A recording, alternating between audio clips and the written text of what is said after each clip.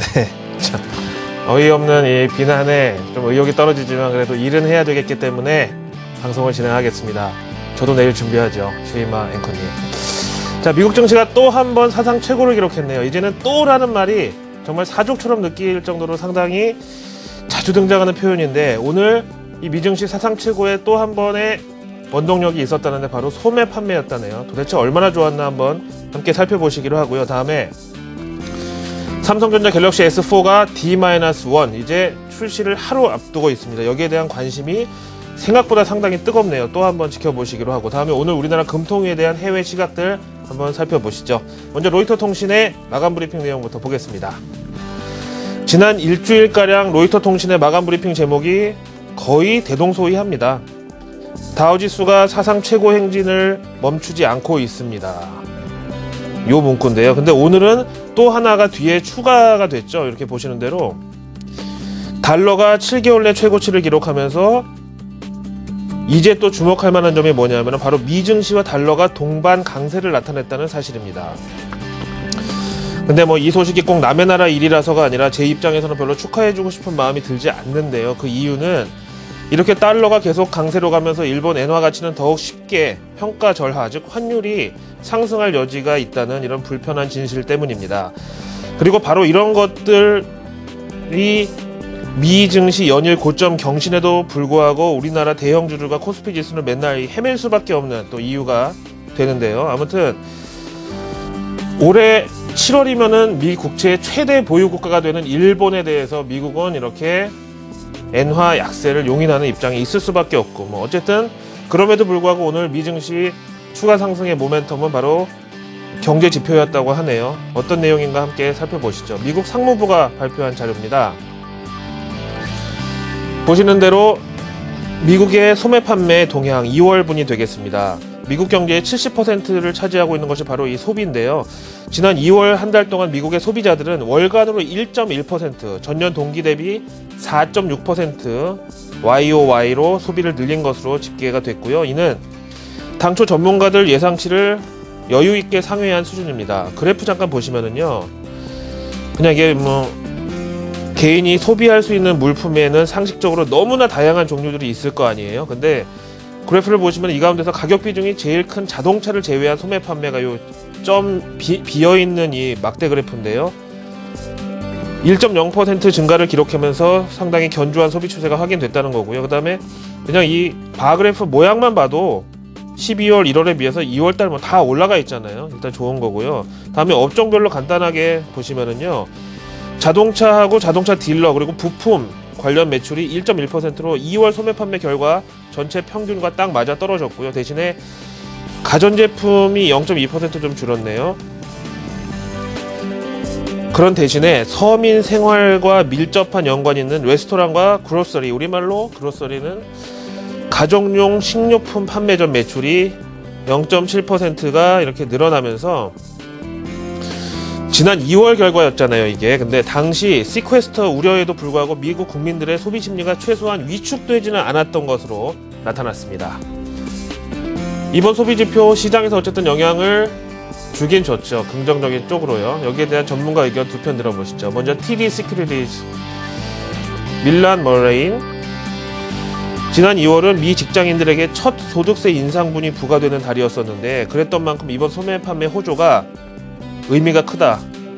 그러면서 물론 가처분 소득이 뚜렷하게 증가하기 전까지는 이 소매 판매도 큰 폭의 성장세를 보이기는 힘들겠지만서도 이 정도, 앞으로도 요만큼 1.1% 월간 증가 정도의 소비 추세는 충분히 유지될 수 있다는 점이 확인됐다 밝혔습니다. 다음으로 뱅크 오브 아메리카 메릴린치 여자 수석경제학자인데요. 이번 소매 판매 지표는 두 가지로 결론을 지을 수 있다. 첫째, 최근의 고용 증가와 부동산 등 자산 가치 상승이 쉽게 얘기하면 웰스 이펙트라고 하잖아요. 소비자들에게 뚜렷한 영향을 미치고 있다는 점. 그리고 또 다른 한 가지는 미국 소비자들이 최근 이 시퀘스터나 소득세 인상에도 불구하고 한동안 저축률을 높일 생각이 없다는 것이 확인됐다는 것이 의미가 있다고 했습니다. 그러면서 지난 1월에 미 가계당 평균 저축률이 2.4%로 금융위기 이후 최저 수준을 기록한 이후에도 소비지표가 이 정도로 나온 것을 보니까 소비자들은 앞으로도 저축 확대, 소비 감축의 의지는 없을 것이다 라고 봤습니다. 자, 소매 판매 지표가 미 증시에 호재로 작용을 하긴 했습니다만 하루 종일 그랬던 것은 아닙니다. 다우지수 하루 동안의 그래프 한번 살펴보실까요? 앞서 보신 소매 판매 호조에도 불구하고 개장 초 다우지수는 보시는 대로 마이너스로 직행을 했습니다. 그 이유가 뭘까요? 최근에 미 증시를 들어올리고 있는 원동력은 누가 뭐래도 연준의 양적 완화, 자명하죠. 근데 이런 연준 양적 완화에도 천적이 있습니다. 바로 인플레이션, 물가라는 이런 존재인데요. 사실 연준 본연의 업무는 원래 금리 결정이나 통화량 조절이 아니라 바로 물가를 관리하는 건데, 최근 이 경제지표상 고용, 주택, 그리고 오늘 소비까지 이렇게 호조를 나타냈는데, 만약에 이만큼 물가가 오른다면은 이게 또 아무리 제 아무리 비둘기파든 연준 의장이든 물가 안정에 대해서 갑자기 긴축 모드로 돌아설 수밖에 없는 상황이죠. 그래서 이제 소비 지표가 이렇게 좋게 나오니까 연준 양적 완화에 대한 우려감이 잠깐 잃었다. 물가 관리에 대한 연준의 본연의 기능에 사람들이 조금 우려를 가졌다, 이런 거고요. 사실 지금 미국 그리고 연준이 시중과 전 세계에 풀어놓은 이 통화량이 엄청납니다. 따라서 어느 날 갑자기 물가가 튀어오르면은요, 짐바브웨라는 데 아시죠? 계란 하나를 사는데 30조 달러인가? 이렇게 하이퍼 인플레이션의 가능성이 없다고 말하기가 힘든 지금 미국 상황이기 때문에, 중요한 거는 이번 주에 목요일하고 금요일에 있는 PPI, CPI에 대한 관심이 그만큼 커졌고, 이제 소매 판매라는 관문을 넘었기 때문에 다음 관문은 이 물가 지표에 대해서 우리가 어느 정도 수위를 갖고 지켜봐야 되겠다, 정리를 해드리겠습니다. 다음 내용 가시죠. D-1 뭘까요? 바로 갤럭시 S4 출시입니다. CNN머니에서 비중 있게 다루고 있네요. 일단 저는 제목이 마음에 듭니다. 이제는 우리 경쟁 상대는 애플만이 아니다. 그러면서 옆에 보시면은요, 가장 많이 본 기사, 모스트 퍼퓰러 기사 중에 지금 이 내용이 1위를 차지했습니다. 심지어 다우지수가 사상 최고 경신했던 내용보다도 페이지 뷰가 한 60배 더 많아요. 다른 기사 중에서 최고로 지금 높은 인기와 관심도인데요. 이제 오늘 밤 갤럭시 S4를 공개하는 삼성전자에 대해서 그간의 라이벌이었던 아이폰을 꺾는 것만이 아니라 블랙베리 등등 타 스마트폰 제조사들을 이제 모두 제껴버리고 확실하게 스마트폰 업계 1위를 굳히는 쪽으로 삼성전자 마케팅이 집중되고 있다고 전하고 있습니다. 삼성전자 S4가 오늘 밤에, 그리고 블랙베리가 다음 주 목요일날 출시를 앞두고 있는데, 이 블랙베리는 또 무시할 만한 대상이 못 됩니다. 한국에서 마케팅에 실패해서 그렇지 미국 스마트폰에 있어서는 거의 코카콜라급의 인지도와 위상을 갖고 있는데요. 어제 롱숏 전략 말씀드린 김에 오늘도 한번 더 보실까요? 삼성전자하고 블랙베리를 같이 보시겠는데요.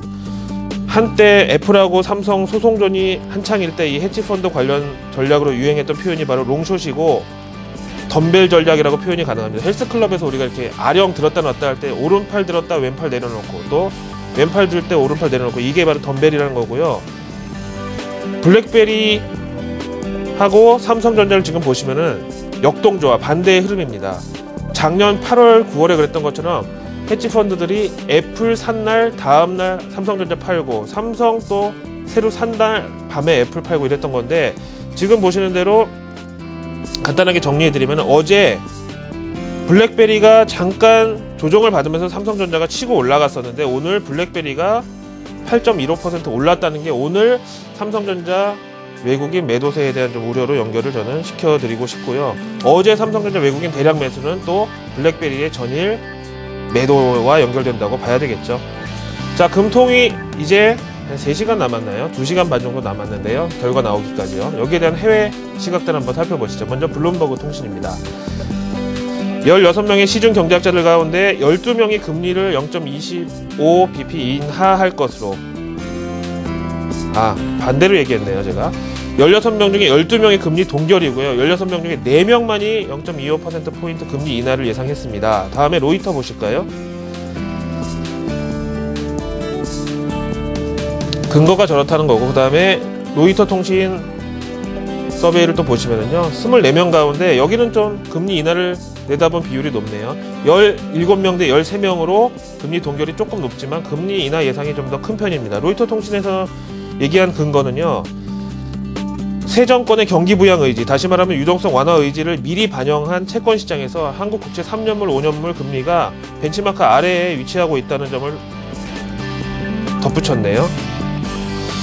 여러 가지 지금 개장 전 이슈들이 올라오고 있는 가운데 마지막으로 또 MSCI 한국지수 보시죠. 오늘 만기일 앞두고 외국인들의 투심이 좀 걱정이 됩니다. 왜냐하면요, MSCI 한국지수상 보시는 대로 59.78이라는 이 수치는 코스피 1900대 중반 정도를 의미하고 있는데, 과연 이 갭을 외국인들이 오늘 한꺼번에 시장에 내던질 것이냐, 아니면 오늘 넘기고 우리나라 증시의 급격한 매수 확대로 따라붙을 것이냐는 사실 50대 50이라고 보는데요.